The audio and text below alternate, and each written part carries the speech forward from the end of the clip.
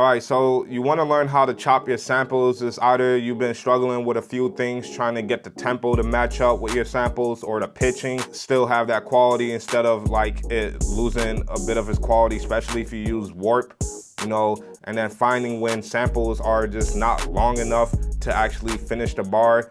And there's a lot of different little things about sampling that is not going to be solved with one video. You got to see many different preparations, many methods, many approaches, and then you just keep building from there, and that's how you really get better. So let's just get started. So I got a sample. Usually I get it from TrackLib. I like this sample right here. So then we could just go shift and mute to get the sample edit a lot fast. When it comes to learning how to sample, you gotta be able to just listen throughout your whole sample. The reason why I say that, because some of y'all would just hear like this part.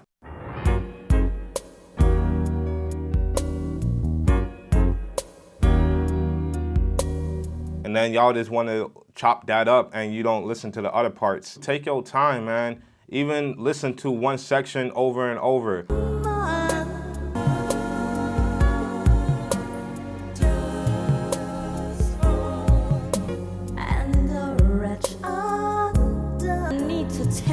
But there is a section that I like in this sample, which is like right here.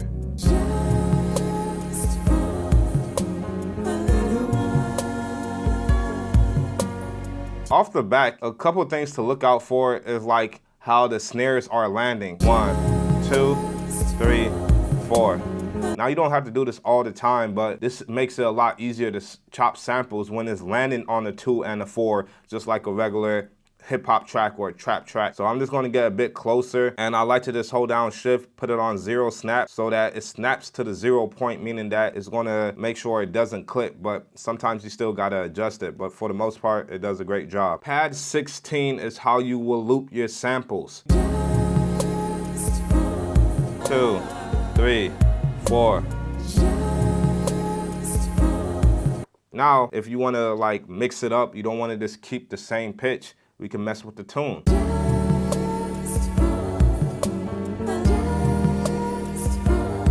Listen to how slow the original sounds.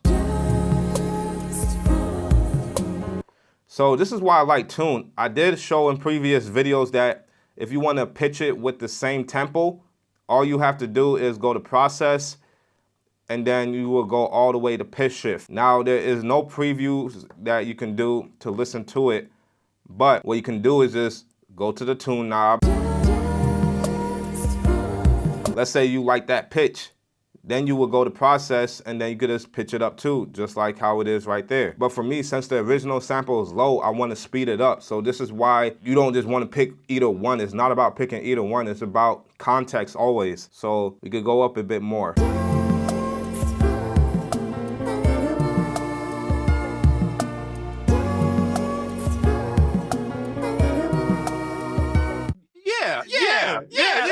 That's it. So now we can go to process and then go to extract. Now I'm extracting it because I want to still have the original sample and just have this as its own thing. So then I could just, you know, type it in, chop, do it, then go up here, and then now I got my chop. Then I could go to BPM. Now we haven't talked about tempo yet, but I just like to go to BPM and let it do its thing, and then I'll just chop it.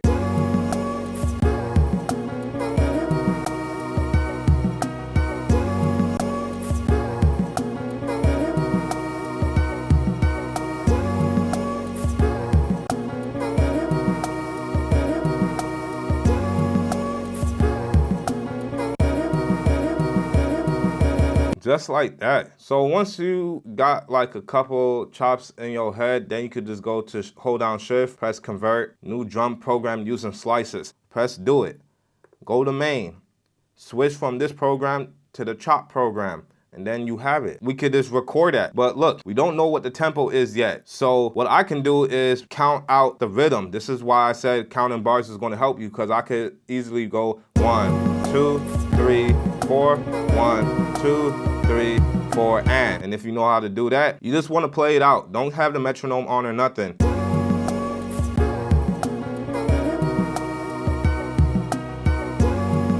But then you just want to match it up. So the white lines are showing you that it lands on the beat. Now, this is just my process. That's another thing. There's many ways to sample. There's not gonna be one way. You're gonna have to develop your own process. And then I could just go to the cue link right here, put it on the first cue link, go to the second knob to mess with the playhead, hold down shift, paste. Boom. Like I said, I know the pattern is dropping on the beats because I count it that way until it gets to this part where it goes 4 and then it starts over. Now let's see the tempo is 140. Let's play along with the metronome.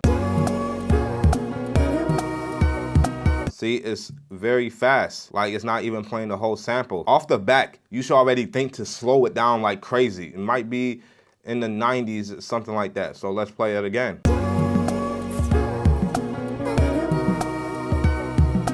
And you see you're getting closer. And once you get closer, then you can start listening to the metronome with the beat, and then you can find that right groove, because it don't have to be exact. You can actually get close and find a groove that you like.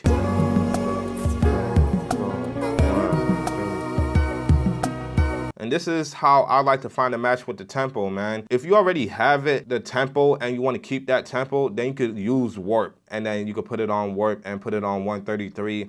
And then it will hold on to that. And then what we can do is bring in like a drum break. So this is the second part. And you see, I put it on threshold this time because what threshold does, it chops at the transients. Now, this is really good for drums because it's like you get that whole chop. Okay, cool. New drum program using slices. And then I'll just start off with the kicks and the snares just to keep it basics.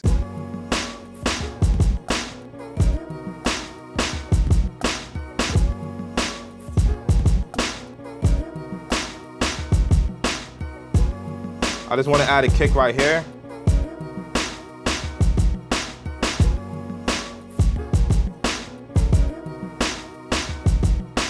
And then we're just going to level out a bit.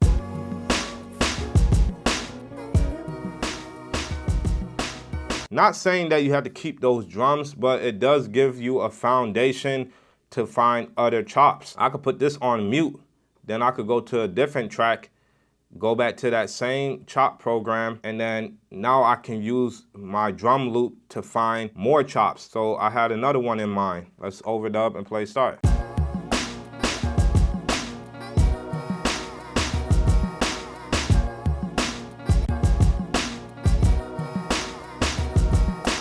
And then you could just keep going through. So we could even go to track 4, put this track 3 on mute.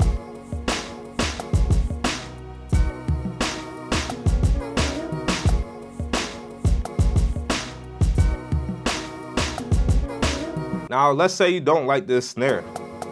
Go to sample, edit, mute, make sure you're on program, and then you just cut that snare out. And then we can play it.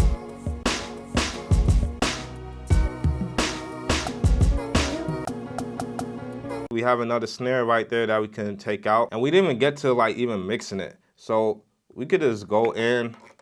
If we want to take out a bit of the drums, I like to use the kill EQ and versus any other EQ because it's just straightforward. You got a preset that's called no kick drum, so it's pretty much kind of stemming it out if we solo it. So this is with it off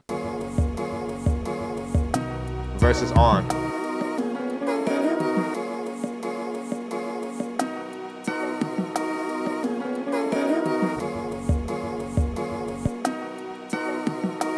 Now, it's always about context. Don't worry if you still hear a little bit of the snare, because if you're using trap drums, bro, like most of us are, or hard-hitting boom bap drums, you're not gonna hear that.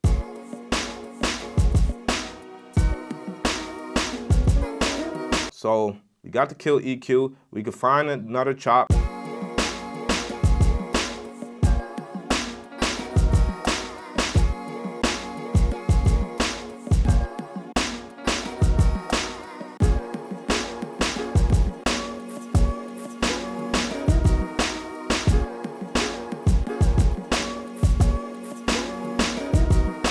The way you will also build faster at finding chops is critical listening. Critical listening is the best thing you could do as a producer, where you're actually listening to a song that you like and then you break it down. Like, listen to a sample track, count the bars, 1, 2, 3, 4, and then your 8 notes, 1 and 2 and 3 and 4 and 16 notes, 1 iana, 2 iana, 3 iana, 4 iana. And you only really need to know how to count up to 16 notes, and then you'll be able to count where that chop ends or repeats. If you need some visual representation, TrackLib has its own YouTube channel, which is genius because they show you how a lot of records that we love today and in the past of how it was sampled. They literally show you piece by piece. Watching TrackLib and understanding how to count rhythms and doing critical listening is like a whole exercise that just goes into a circle. You gotta do drills to get better at things. It's not just, oh, you're gonna watch one video and then you're gonna know how to sample. That's not how it works. You gotta build your creativity. So quick rule of thumb of where to really find your sample chops right away if you're a beginner, the intro and the outro. Also, you could tell right here in this middle section, there's not a lot going on. So you can also look at the wave and see the sections that are like smaller. Lord, it's midnight in my life, and I need to talk with you. That could be the intro easily. Off the back, we're taking that part. And that's just another 4-bar loop that we could keep breaking down. 1, 2, 3, 4, 1, 2, 3, 4, 1, 2, 3, 4, 1, 2, 3, 4. So then we're going to just process that, extract that, call this chop 2. And we don't have to worry about the tempo because it's still the same tuning, and with the tuning, it's still the same speed. Then we could go to BPM and then mess around.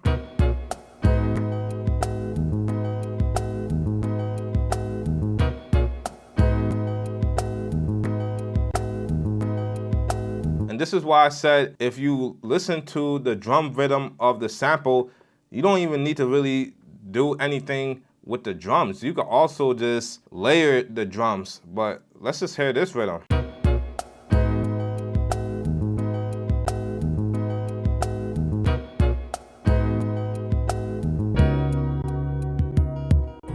So let me know if you want me to start a sampling series like this video. It's just about chopping up samples. I think that would be helpful. And if you want me to arrange this, let me know in the comments. Also, if you want me to mix this and I could show you how I could turn this into a full beat, let me know in the comments if you would like to see something like that. But if you need more ways to chop sample, I suggest watching this video next.